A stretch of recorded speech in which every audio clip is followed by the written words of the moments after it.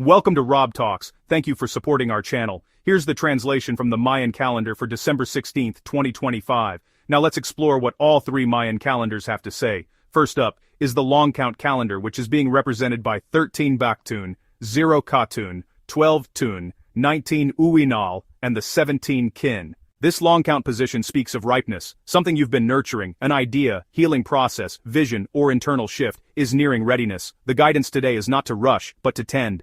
The 17 Kin is about energy gathering before manifestation. It's the final stretch where intention matures into visible reality. This is a day to protect what is growing, to conserve energy, trust timing, and allow natural maturation. As the universe is aligning conditions quietly, your role is to stay present, patient, and aligned. You're being asked to refine rather than expand, and to check in with what needs nourishment.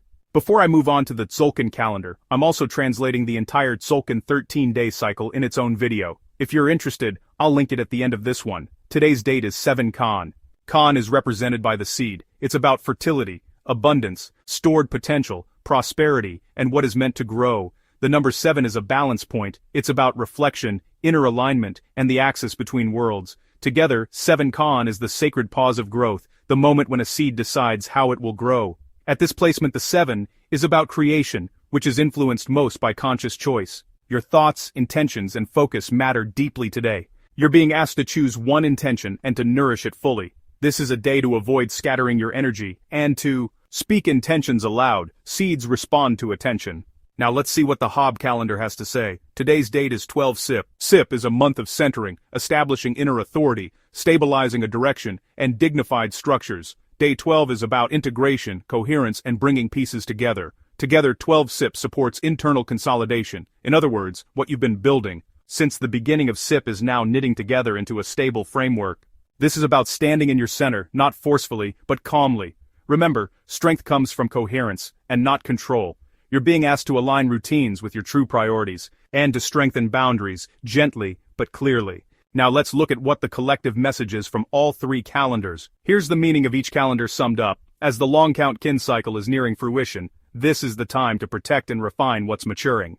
The Tzolk'in reflects conscious cultivation of potential at the balance point, and the Hob calendar is about internal alignment and the strengthening of authority. Together, this day teaches intentional stewardship, tending to what is growing with patience, clarity, and respect for timing.